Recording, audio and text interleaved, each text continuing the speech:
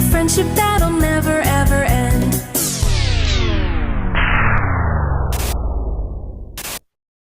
Run!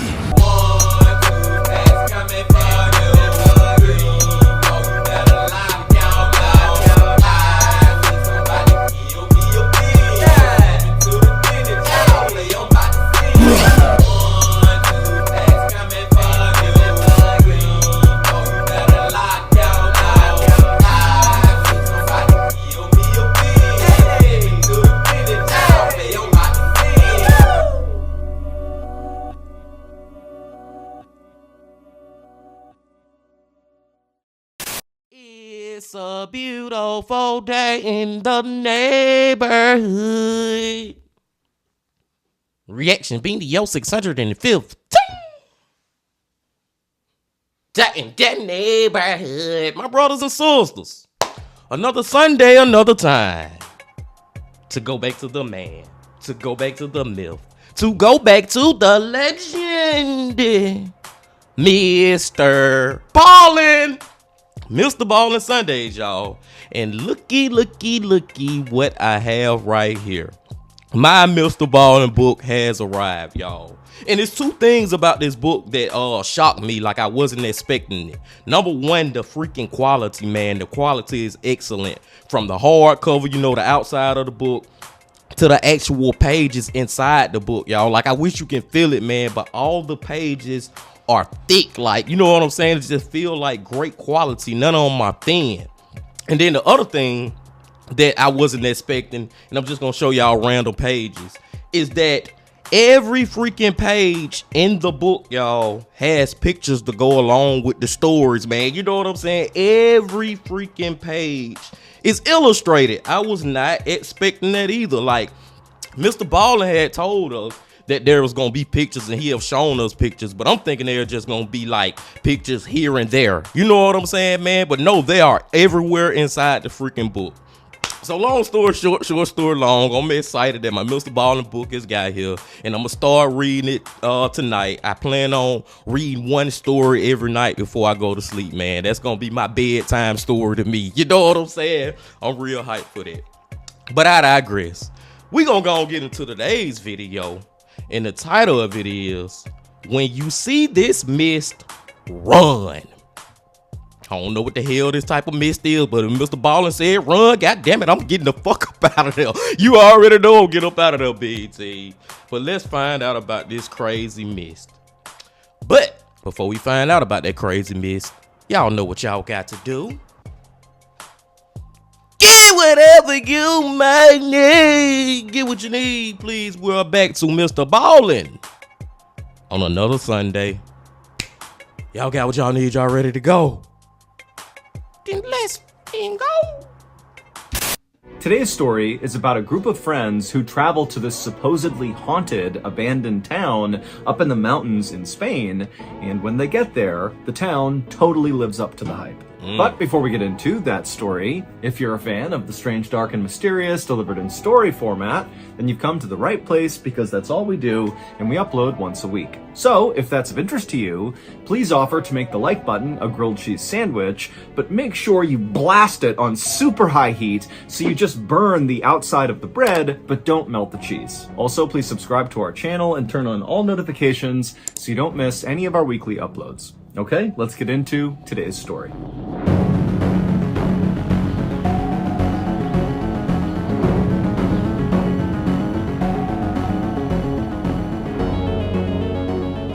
Balling. On the afternoon of October 16th, 1991, a 36-year-old man named Enrique Martinez bent down, pulled out his pocket knife, and he carefully cut through the stem of a mushroom that was growing right next to a mossy log. And then after freeing this mushroom, he put it inside of his wicker basket with the other mushrooms he had collected in the area. And then Enrique stood up and just took a minute to take in the unbelievable view of this lush green valley right below him. Enrique was out mushroom hunting along with his wife Anna and their two friends Jorge and Sofia, who were dating. And where they were mushroom hunting was near this old abandoned town called La Musara, which is located up in the mountains of northeastern Spain. It had been Jorge's idea to come to this area and explore. Jorge had heard all these crazy stories about La Musara, about how it was haunted, and there was all this creepy folklore surrounding this town. As for Enrique, he didn't really care about the lore surrounding this town. Frankly, the town was not that interesting to him.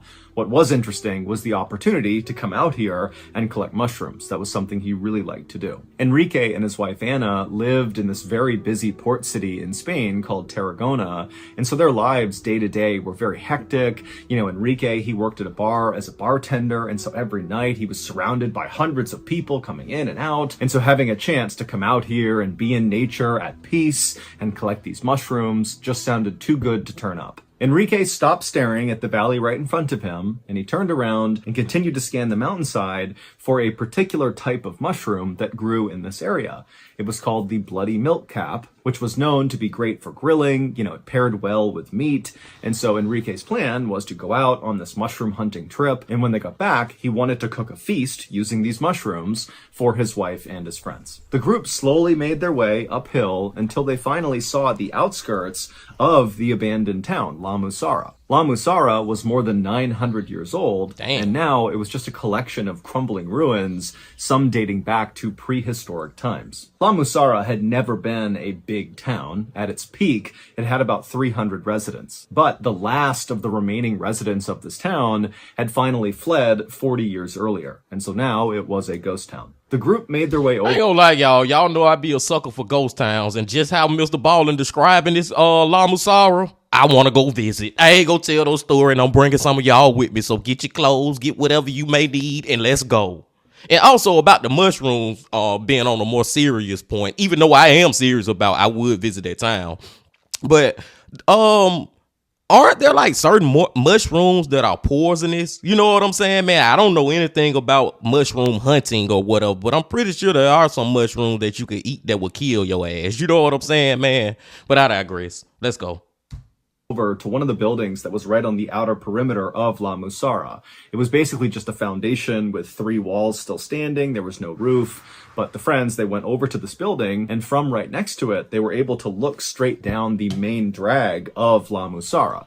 It was basically just a dirt road that went straight out, and all along the road were other kind of ruined foundations of where buildings used to be. And fairly far down this road, maybe 200 feet away from where all the friends were standing, was the center of La Musara, which was marked by this big church with a huge steeple, and the church was actually in decent shape. It had not totally crumbled onto itself like the rest of the buildings around it.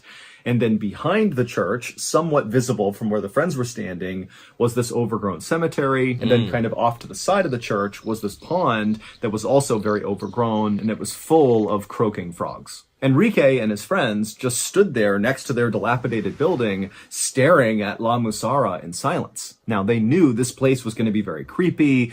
People had said it was haunted, and that was a big reason why Jorge wanted to come here.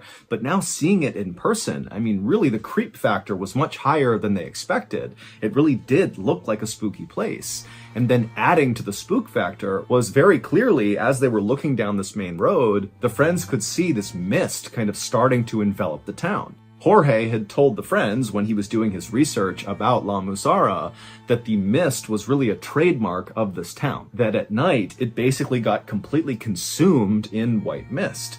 But now the friends are looking down this road, it's the middle of the day, and already the mist is starting to come in. Finally, Jorge broke the silence and said, "Hey, I want to show you guys something." And he grabbed his girlfriend Sophia's hand, and he began kind of jogging down the main road in the direction of the church. And so Enrique and Anna followed behind. And after only walking maybe 10 or 20 feet, Enrique happened to turn around and look back where they had just been standing next to this dilapidated building, and already he couldn't see that building because this fog had rolled in and totally obscured his view. Enrique couldn't help but feel a little uneasy, again, because he thought the fog was supposed to come in at night, and it's broad daylight, and here we are, totally covered in fog, but he shook it off, thinking, what's the big deal? And so Enrique turned back around, and he and Anna hustled to catch up with Jorge and Sofia, who by this point had stopped a little farther down the road, off to the side, where there was this strange rectangular rock that was maybe 2 feet tall, just kind of jutting up out of the ground. And when Enrique and Anna made it to Jorge Jorge and Sofia, Jorge placed his hand on the top of this strange rock, and looking very satisfied with himself, he would tell his friends, "This is the Sis Stone, and people say it contains dark powers." The Sis Stone was actually one of the oldest things in all of La Musara. Back in the day, Muslim armies used to march through La Musara, which actually got its name from this. La Musara means the place to march. And so these armies, as they would pass through La Musara, making their way to the valley down below, they would always stop at the Sis Stone because they believed it had magical powers that could help them defeat their enemies in their upcoming battles. Now, the Muslim armies were long gone by this point, but the Sis Stone was still there, and people still said that it contained that kind of magical power, that there were dark forces at work inside of the stone, and so to touch it was very risky. In fact, some people said if you touch the Sis Stone, you could be sucked into this parallel world full of all these demonic entities. And so as Jorge told the group about all this history surrounding the Sis Stone and how no one should touch it, remember, he's got his hands squarely on the Sis Stone the whole time. And so I feel like Jorge should have never touched this Sis Stone, y'all. I feel like this is going to come back into the freaking story some kind of way. And I'm just sitting back also wondering, like, the title says when you see this mist, run. Why are they supposed to be running from this mist? I'm still stuck on this fog/mist that has crept in way earlier than they thought it was.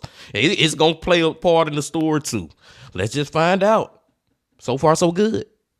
Finishes telling the story, he looks at the others and said, "Come on, somebody else touch it." Jorge's girlfriend, Sofia, said, "Absolutely not. I'm not about to tempt evil spirits here." But Enrique's wife, Anna, said, "You know what? I'll touch it." And so Jorge smiled, he pulled his hand off the Sis Stone, and Anna, she walked forward, she took a deep breath, and then she placed her hand on the stone. And for a second, the whole group just held their breath, like something was going to reach out and grab Anna and pull her into the stone, but nothing happened, and a minute later, Anna had pulled her hand off, and the whole group was laughing.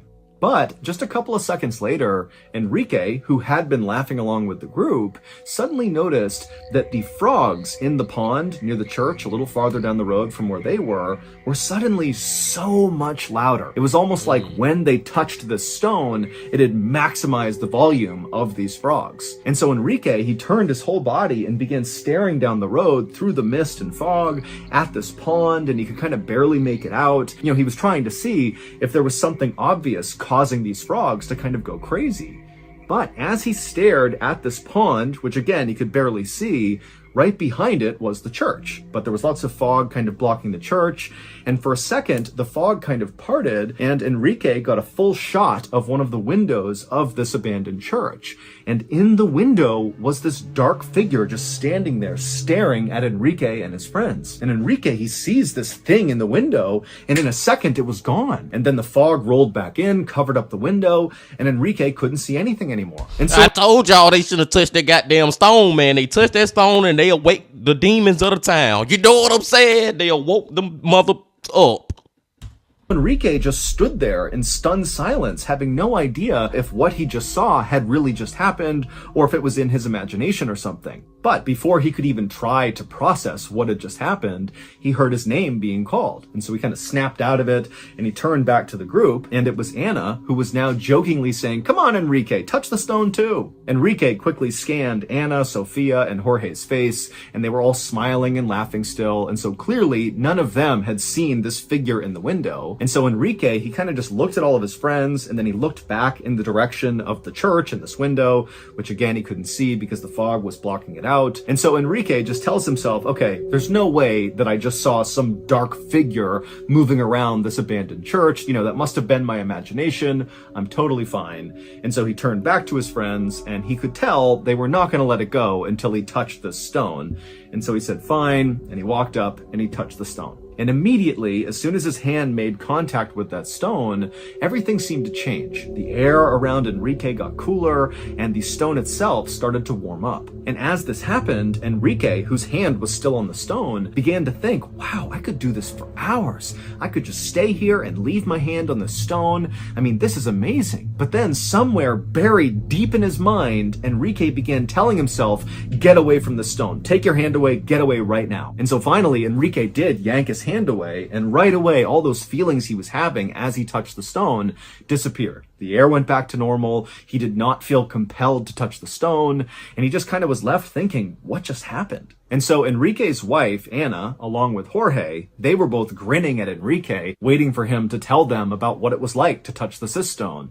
But behind them, Sophia, Jorge's girlfriend, she was not happy. She was the only one who had not touched the cyst stone. And so she spoke up and said, guys, let's get away from the cyst stone. I don't want to continue to tempt evil spirits, okay? Let's just go. And so Jorge threw his arm around Sophia and told her to lighten up, and then said, come on, let's do some more exploring. And so Jorge took Sophia's hand, and he continued walking down the main road in the direction of the church. And Enrique's wife, Anna, she quickly followed right after them, kind of running to keep up, like she was a kid who was excited about what they were doing. But man, if I was that damn lady, I would have been got away from all three of their ass. I'd be like, no, y'all can have, y'all enjoy the rest of the y'all night or day or whatever time it is here at this abandoned La Mufasa, tomato. I'm about to go because I don't even like y'all presence right now. I feel like y'all may be possessed by something. I can feel the energy and it's not good. For real, man. I would have left their ass. Enrique, he just stayed put for an extra second because even though he had told himself that, whatever he saw in the window was nothing, he could not help the fact that as soon as he touched that cyst stone, he felt different. There was something off about the stone, and really there seemed to be something off about this whole village, which by this point was now completely enveloped in fog. They were totally covered. Now, Enrique, at this point, did just want to leave La Musara. He didn't want to be there anymore. The place was totally creeping him out.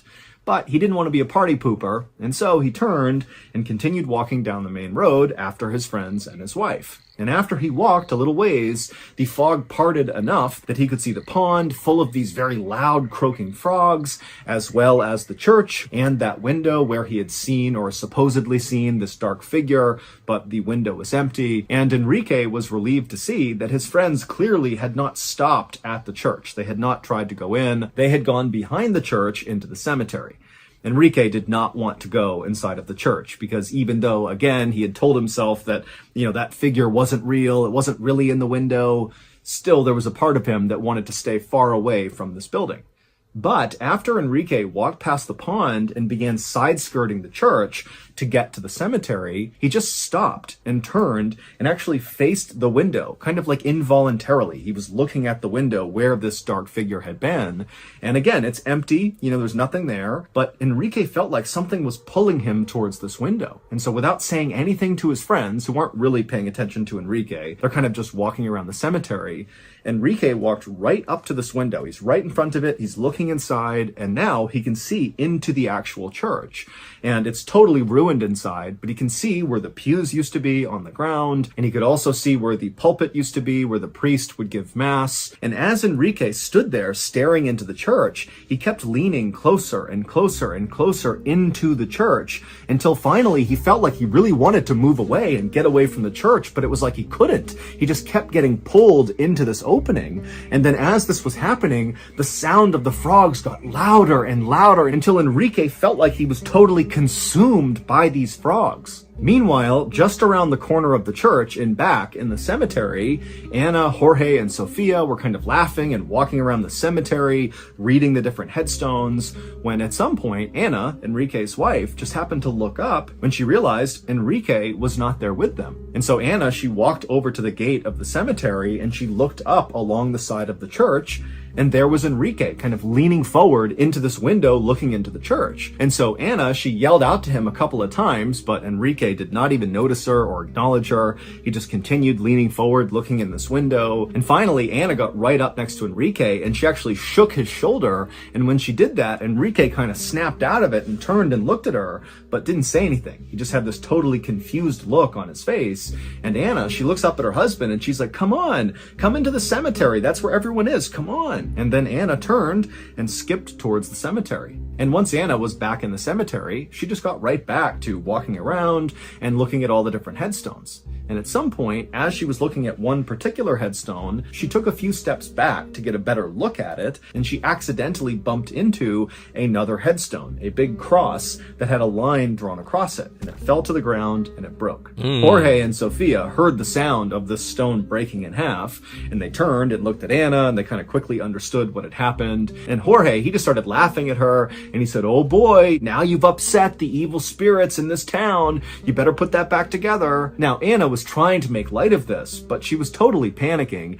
and did not like the fact that she had just desecrated a gravesite in a potentially haunted town. And so she began picking up the headstone and trying to put the stone back on top, but it was no use. It was totally broken. And so as Boy, these folks just continuing to play with fire. You know what I'm saying, man? They just getting worse and freaking worse with it, dude. And has she forgot about Enrique? You know what I'm saying? You went and checked on him, told him to come back with y'all, but then after you did that, you went back into the graveyard. And you never turned around and said, hey, man, husband, Enrique, come on, bring your ass on, dude. Enrique over there possessed by something, y'all. Long story short, story long. And I wish he would have told them earlier when he first seen that dark figure. I wish he would have told them. Now, they probably would have laughed at him like, dude, you just freaked out because we touching the cistone or whatever. But at least they would have had knowledge of it. So when he got to acting weird right now, they would know why he was acting weird. Y'all follow me, my brothers and sisters. Let's go. As Anna continued to fumble with this headstone, and as Jorge continued to laugh and harass her about all the evil spirits that were going to attack her because of what she did, Jorge's girlfriend, Sophia, who was right next to him, she started getting on edge, and she said, hey, Jorge, is it true that this place is haunted? I mean, really, is this actually a haunted town? I mean, what's the deal? And Jorge, at this point, he stops laughing at Anna, and he turns to Sophia, and he goes, yeah, I think this place really is haunted. And then he would tell them the story of how La Musara came to be known as a haunted town.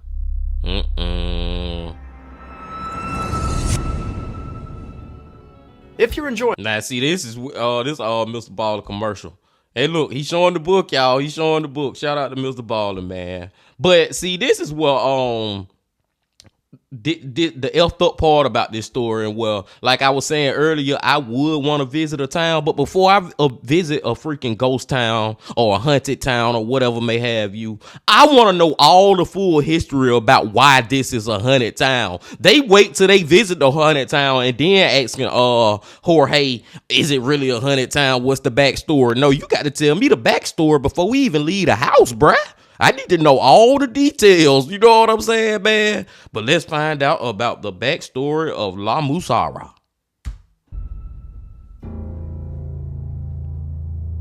Back in October of 1873, there was a civil war happening in this part of Spain. And one of the rival armies was using the caves in the mountainside kind of near La Musara as sort of makeshift field hospitals for their wounded. And one night, a very famous general named Cercos was wounded in battle. He was brought into one of these caves, and that was where he died. Now, Cercos was a beloved leader, and so the people inside of this cave really wanted to give him a proper burial, but they knew they had to keep his death a secret, because if it got out to the rest of the men that their leader had died, it would be totally demoralizing and it would really give their enemies a victory. And so the 6 people inside of this cave, they built a coffin and placed Cercos inside of it, and then early the next morning, when it was still dark out, these 6 carried the coffin with Cercos inside of it up into La Musara, and they buried him secretly in the cemetery behind the church. Weeks later, 5 armed rival soldiers climbed up the mountain into La Musara to look for General Cercos. They didn't know that he had died in that battle. In fact, really, besides those 6 people that saw him die and secretly buried him, nobody knew he was dead. And so these soldiers actually thought Cercos was hiding out in La Musara. And so these soldiers began busting into all the civilians' homes in La Musara and ripping them apart, looking for this general, and they'd send the people out into the streets and tell them they're going to kill them unless they give up information about where this general is.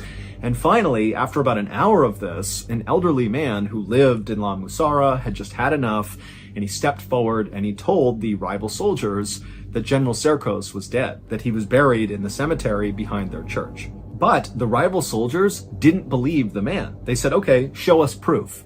But the elderly man said, well, I don't know exactly where he was buried in the cemetery. I just heard that's where he was buried. And so the soldier said, okay, get everybody over to the cemetery right now. And so all the townspeople made their way over to the cemetery, and the soldiers followed them. And then once they were there, the soldiers demanded that the townspeople begin basically digging up all the graves to find Cercos. That is crazy, man. That is crazy that those soldiers demanded that them people dig up everybody's grave in the cemetery.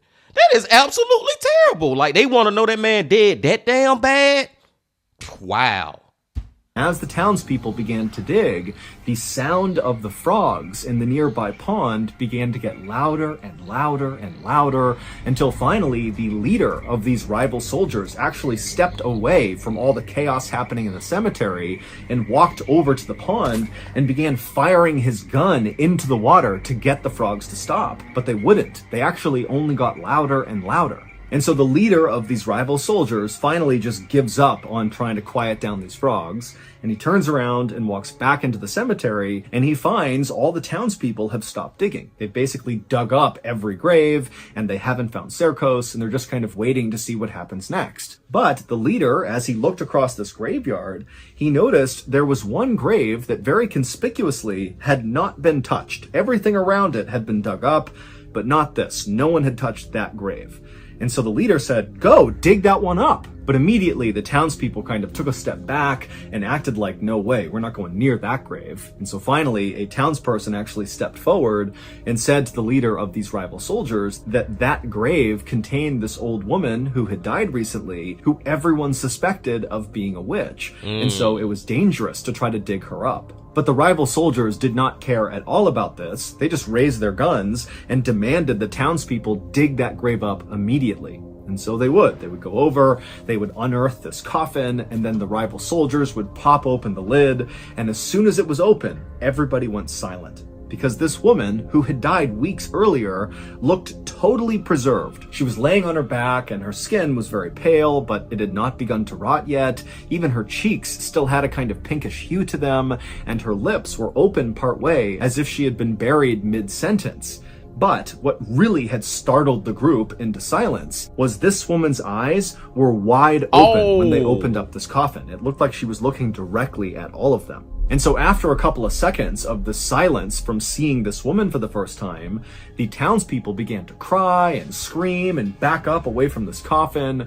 And the rival soldiers, they were startled too by this woman's appearance, but they were more angry than anything else, because by finding this woman in this grave, it meant they had not found the general. And so out of frustration, the rival soldiers grabbed this old woman's body, this witch's body, and they pulled her out of her grave, they strung her up to a tree, and they just sat there shooting at her constantly until her body had basically been obliterated by all the bullets. What the fuck wrong with these damn people, man? These soldiers are freaking soldiers, are relentless. Capital RELENTESS.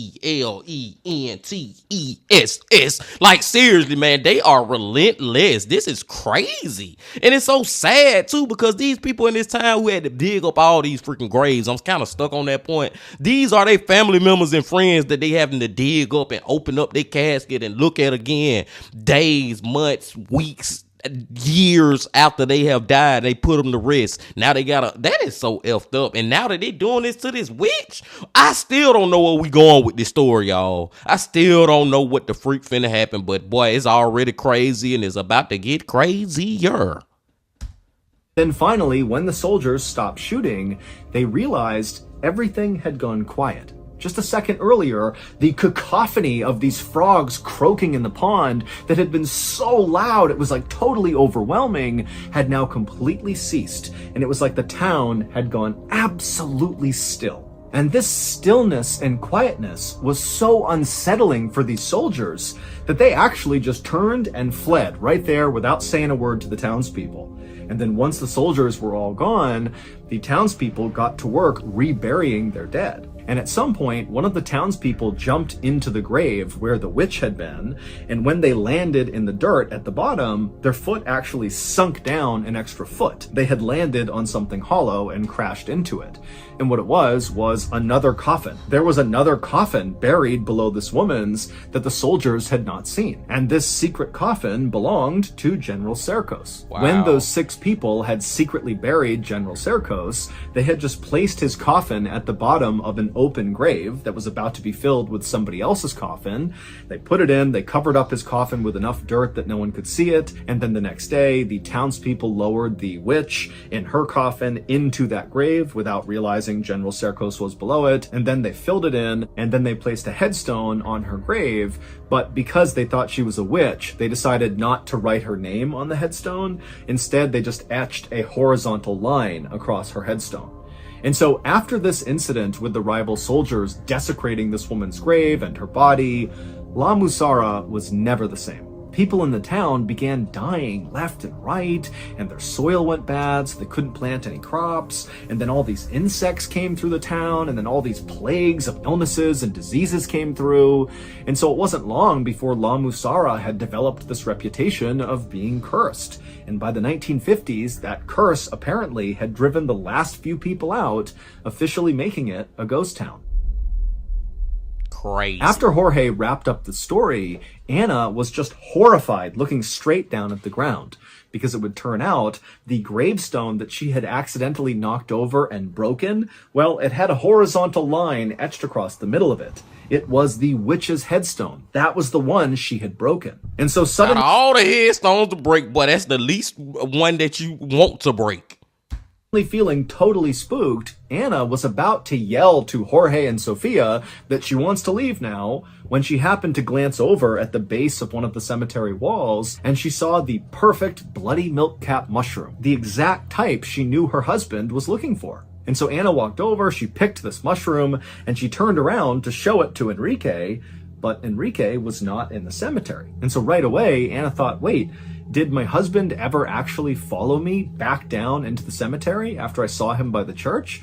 She couldn't remember. She thought he followed her, but she wasn't sure. And so Anna yelled out for Enrique, but he never called back. And so she turned and looked over at Sofia and Jorge, who she could barely see through the fog, and she asked them, hey, have you seen my husband? Is he in here? Did you see where he went? And they both said, no, we have no idea. And so Anna, who at this point was now really starting to panic because this whole situation in La Musara was getting pretty spooky for her, and so she just dropped the mushroom and took off running out of the cemetery. Now, Sofia and Jorge did not really know what was going on. They didn't understand the urgency that Anna was feeling to find Enrique, and so they saw her take off to go find Enrique, and they just kind of casually walked on after her. And when they turned the corner and they exited the cemetery and began walking basically alongside the church, now again, the visibility is terrible from all this fog, as they moved along, they couldn't see Anna or Enrique, but they could hear Anna calling out for Enrique over and over again. And as they moved, Sofia and Jorge, they would see these shadows moving around in the fog. And they would think it was Enrique or Anna, but as they got up to where these shadows were, there'd be nothing there. And so Sofia, she began grabbing tighter and tighter onto Jorge's arm, and Jorge, who had been kind of joking about how this place was evil, was also now starting to feel a little bit spooked about what was going on.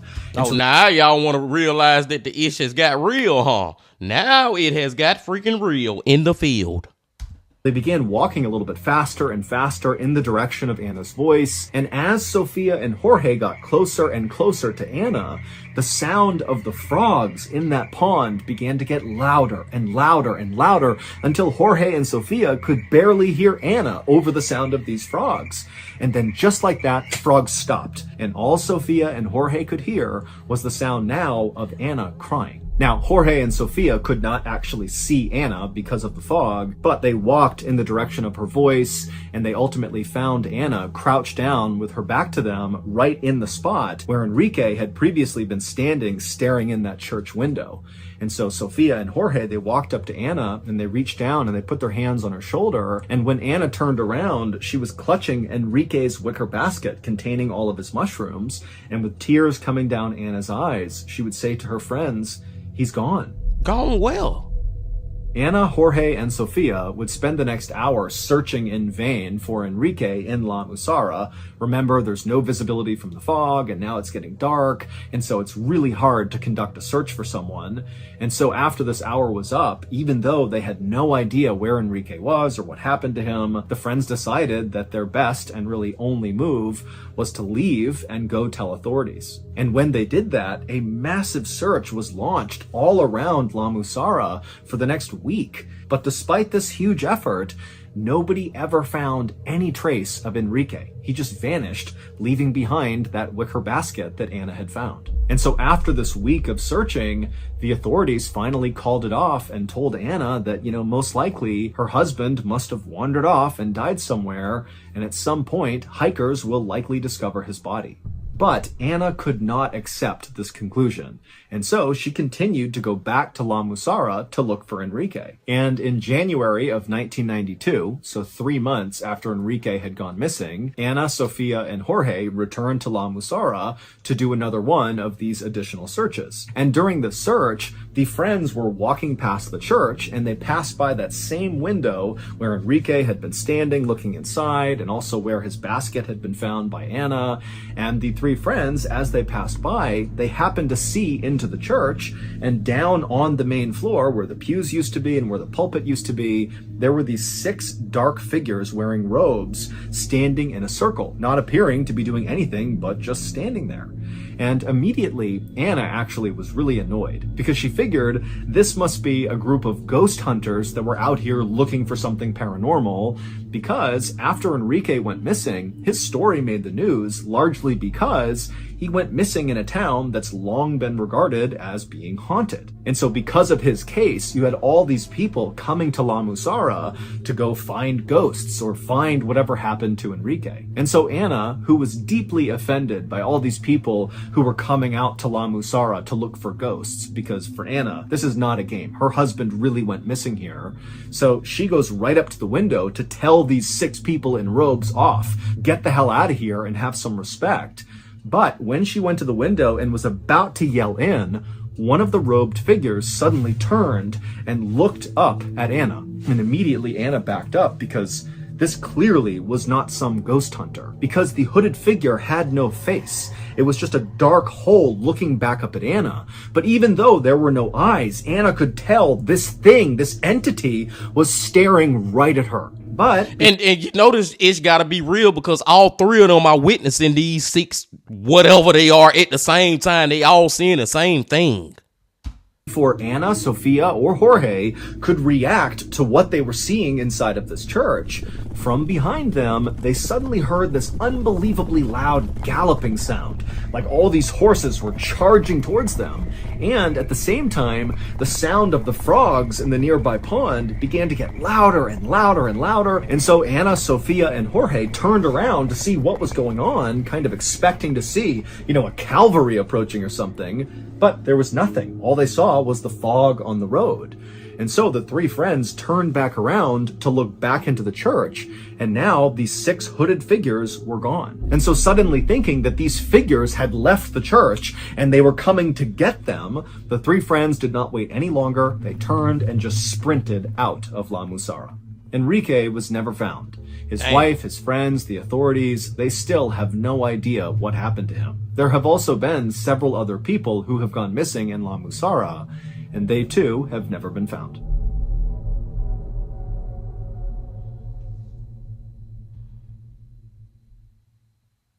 Just a reminder, I don't know if I want to visit La Musara now, my brothers and sisters. Like, real talk, man. I don't know. That may be one of them ghost towns that we gonna have to skip. We gonna have to take that off our bucket list. You know what I'm saying, man? It's so crazy, man. I believe the story.